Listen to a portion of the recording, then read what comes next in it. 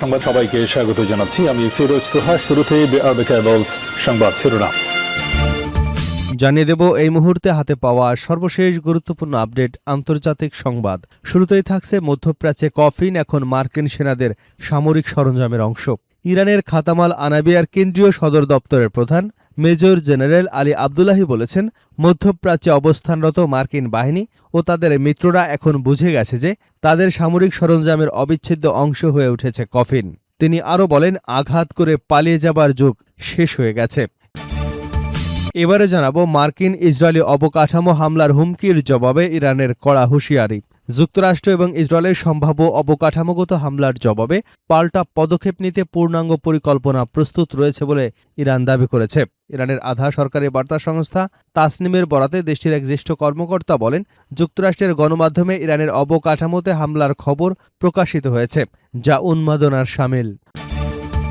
জানাবো সৌদি আরব সর্বশক্তি দিয়ে ইসরায়েলকে রক্ষা করছে, আনসারুল্লাহর অভিযোগ। ইয়েমেনের আনসারুল্লাহ আন্দোলনের নেতা সাইদ আব্দুল মালেক আল হুথি বলেছেন, অনেক আরব শাসক ইসরায়েলি শাসক গোষ্ঠীর সেবায় নিয়োজিত রয়েছেন। ইরানের সংবাদ মাধ্যম জানিয়েছে, বৃহস্পতিবার এক ভাষণে সাইদ আব্দুল মালেক আল হুথি ইরাকের উপর যুক্তরাষ্ট্র ও সৌদি আরবের আগ্রাসনের নিন্দা জানান এবং ইরাকের জনগণ, নিরাপত্তা বাহিনী, যোদ্ধা ও শহীদ পরিবারের প্রতি পূর্ণ সংহতি প্রকাশ করেন। এদিকে আগামী 4 সপ্তাহ ইরানের উপর হামলা চালিয়ে যাবার ঘোষণা যুক্তরাষ্ট্রের। আগামী 4 সপ্তাহেও ইরানে হামলা অব্যাহত রাখবে যুক্তরাষ্ট্র বলে জানিয়েছে মার্কিন প্রেসিডেন্ট ডোনাল্ড ট্রাম্প। মন্ত্রিসভার বৈঠকে সাংবাদিকদের এক প্রশ্নের জবাবে তিনি বলেন, ইরানের উপর খুব কঠোরভাবে হামলা চালাবে ওয়াশিংটন। এবারে থাকছে বাংলাদেশ সহ 14 দেশের সামুদ্রিক প্রতিরক্ষা জোট গঠন করল সৌদি আরব। বাবাল মানদেব প্রণালী, লোহিত সাগর, এডেন উপসাগরে নৌ চলাচলের স্বাধীনতা নিশ্চিত করতে বাংলাদেশ সহ 14টি দেশ এবং বহুজাতিক সামুদ্রিক সামরিক জোট গঠনের ঘোষণা দিয়েছে সৌদি আরব। এবং সর্বশেষ জানাবো ইতালিতে 4.7 মাত্রার ভূমিকম্প।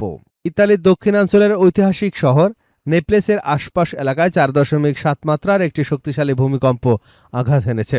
এই ভূমিকম্পের আঘাতে আতঙ্কিত হয়ে অনেক বাসিন্দা নিরাপত্তার জন্য ঘরবাড়ি ছেড়ে খোলা জায়গায় এবং রাস্তায় আশ্রয় নিয়েছেন।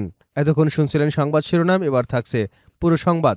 দর্শক, অনুরোধ থাকবে ভিডিওতে একটি লাইক দিন, কমেন্টস করে জানিয়ে দিন এই ভিডিওটি আপনি কোন জেলা থেকে দেখছেন এবং শুনছেন। মধ্যপ্রাচ্যে কফিন এখন মার্কিন সেনাদের সামরিক সরঞ্জামের অংশ। ইরানের খাতামাল আনাবিয়ার কেন্দ্রীয় সদর দপ্তরের প্রধান মেজর জেনারেল আলী আবদুল্লাহি বলেছেন, মধ্যপ্রাচ্যে অবস্থানরত মার্কিন বাহিনী ও তাদের মিত্ররা এখন বুঝে গেছে যে তাদের সামরিক সরঞ্জামের অবিচ্ছেদ্য অংশ হয়ে উঠেছে কফিন। একই সঙ্গে তিনি প্রয়াত সর্বোচ্চ নেতা আলী খামেনির আঘাত করে পালিয়ে যাবার সুযোগ শেষ এবং ঐতিহাসিক ঘোষণারও পুনর্ব্যক্ত করেছেন। শুক্রবার দেওয়া এক বার্তায় মেজর জেনারেল আবদুল্লাহি বলেন, আমেরিকানরা এবং তাদের ভাড়াটে বাহিনী আজ গভীরভাবে উপলব্ধি করছে যে এই অঞ্চলে তাদের সামরিক সরঞ্জামের অংশই হল কফিন। তিনি ইসলামী বিপ্লবের প্রয়াত সর্বোচ্চ নেতা আয়াতুল্লাহ আলী খামেনির বক্তব্য স্মরণ করে বলেন, এই প্রবীণ পথ প্রদর্শক ও প্রয়াত নেতা ঘোষণা করেছিলেন, আঘাত করে কোনো মূল্য না নিয়ে পালিয়ে যাওয়ার সময় শেষ হয়ে গেছে। ইরানের সশস্ত্র বাহিনীর সমন্বয়কারী সর্বোচ্চ অপারেশনাল কমান্ড ইউনিটের প্রধান হিসেবে দায়িত্ব পালন করা আবদুল্লাহি বরাবরই যুক্তরাষ্ট্র, ইসরায়েল এবং তাদের আঞ্চলিক মিত্রদের যে কোনো ভুল হিসাব নিকাশ থেকে বিরত থাকার আহ্বান জানিয়ে আসছে। ইরানের সামরিক কর্মকর্তারা বারবার দাবি করেছেন, এ অঞ্চলে যুক্তরাষ্ট্র ও তাদের মিত্রদের সামরিক উপস্থিতি আগ্রাসীদের জন্য ব্যয় ও ঝুঁকি আরও বাড়িয়ে দিচ্ছে। তাদের মতে ইরানি জনগণ এবং প্রতিরোধ অক্ষের দৃঢ় প্রতিরোধী সেই বাস্তবতাকে আরও স্পষ্ট করে তুলেছে। মার্কিন ইসরায়েলি অবকাঠামো হামলার হুমকির জবাবে ইরানের হুঁশিয়ারি। যুক্তরাষ্ট্র এবং ইসরায়েলের সম্ভাব্য অবকাঠামোগত হামলার জবাবে পাল্টা পদক্ষেপ নিতে পূর্ণাঙ্গ পরিকল্পনা প্রস্তুত রয়েছে বলে জানিয়েছে ইরান। ইরানের আধা সরকারি বার্তা সংস্থা তাসনিমের বরাতে দেশটির এক জ্যেষ্ঠ কর্মকর্তা বলেছেন, যুক্তরাষ্ট্রের গণমাধ্যমে ইরানের অবকাঠামোতে সম্ভাব্য হামলার যে খবর প্রকাশিত হয়েছে তা উন্মাদনার শামিল। তিনি সতর্ক করে বলেন, তেহরান যে কোনো ধরনের হামলার জবাব দিতে সম্পূর্ণ প্রস্তুত। ওই কর্মকর্তা আরও দাবি করেন, ইরানের পাল্টা প্রতিক্রিয়ার পরিকল্পনায় ইহুদিবাদী শাসন ব্যবস্থার গুরুত্বপূর্ণ অবকাঠামো এবং এ অঞ্চলে যুক্তরাষ্ট্রের জ্বালানি অবকাঠামো অন্তর্ভুক্ত রয়েছে। তবে সম্ভাব্য হামলা বা পাল্টা পদক্ষেপের বিষয়ে যুক্তরাষ্ট্র কিংবা ইসরায়েলের পক্ষ থেকে তাৎক্ষণিক কোনো মন্তব্য পাওয়া যায়নি। সৌদি আরব সর্বশক্তি দিয়ে ইসরায়েলকে রক্ষা করছে, আনসারুল্লাহর অভিযোগ। ইয়েমেনের আনসারুল্লাহ আন্দোলনের নেতা সাইদ আব্দুল মালেক আল হুথি বলেছেন, অনেক আরব শাসক ইসরায়েলি শাসক গোষ্ঠীর সেবায় নিয়োজিত রয়েছেন।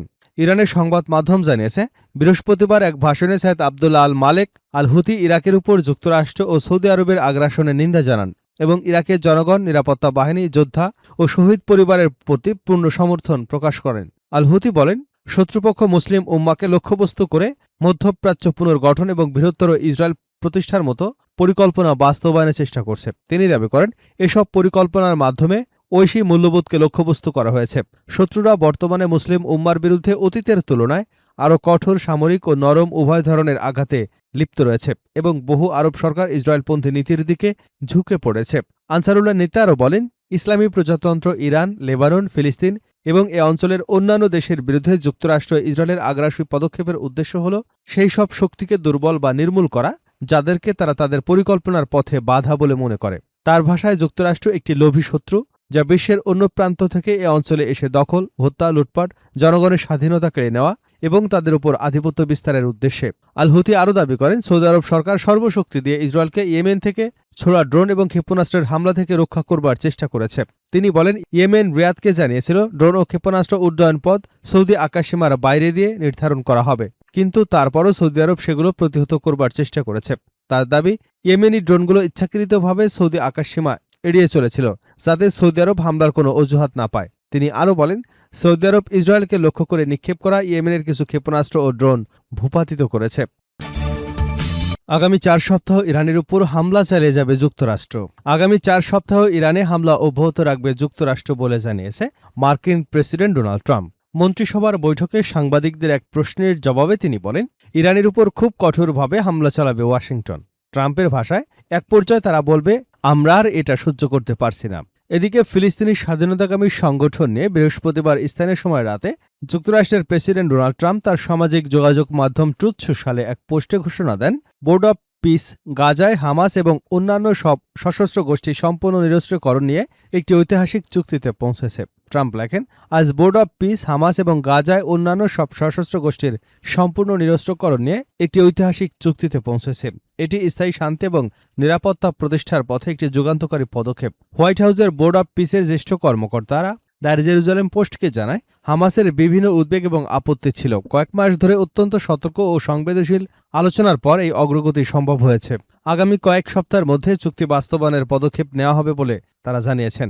কর্মকর্তারা আরও বলেন, এ বিষয়ে ইসরায়েলের প্রধানমন্ত্রী বেনিয়ামিন নেতানিয়াহুর সঙ্গেও আলোচনা হয়েছে। তাদের অন্যতম লক্ষ্য ছিল হামাসের সাথে সরাসরি অর্থায়নের পথ বন্ধ করা। এছাড়া গাজায় একটি কার্যকর প্রশাসনিক কাঠামো গড়ে তুলতে প্রতিদিন পরিকল্পনা করা হয়েছে বলেও দাবি করেন তারা। এর অংশ হিসেবে আন্তর্জাতিক স্থিতিশীলতা বাহিনীর জন্য অর্থ সংগ্রহ, সদস্য নিয়োগ এবং হামাসের পরিবর্তে দায়িত্ব নেওয়ার জন্য স্থানীয় ফিলিস্তিনি বাহিনীকে প্রশিক্ষণ দেওয়ার কাজও চলছে বলে জানানো হয়। তবে হামাস বা ইরানের পক্ষ থেকে অ্যাক্সিওসের এই প্রতিবেদনের বিষয়ে তাৎক্ষণিকভাবে আনুষ্ঠানিক কোনো প্রতিক্রিয়া পাওয়া যায়নি।